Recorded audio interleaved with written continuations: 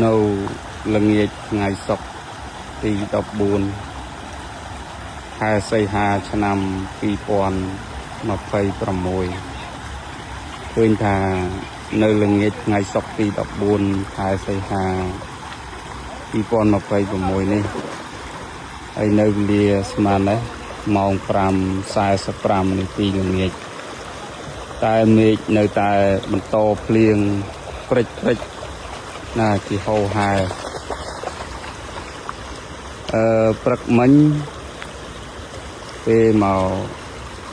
និមន្តមកថតវីដេអូទឹក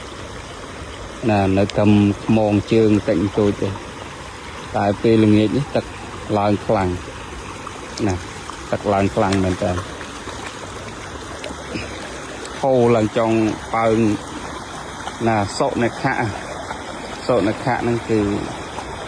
កងចោសត្វណាយើងហៅថាសត្វឆ្កែណាសុនខៈកងចោភាសាវៀតណាម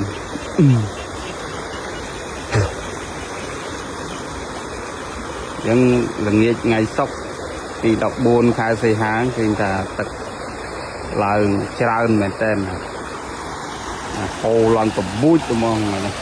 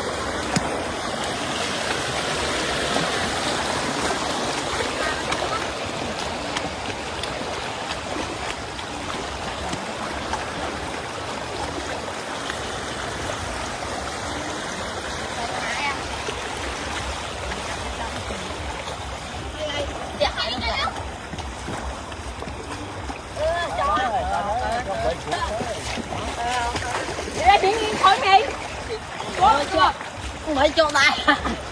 Nó phải lấy.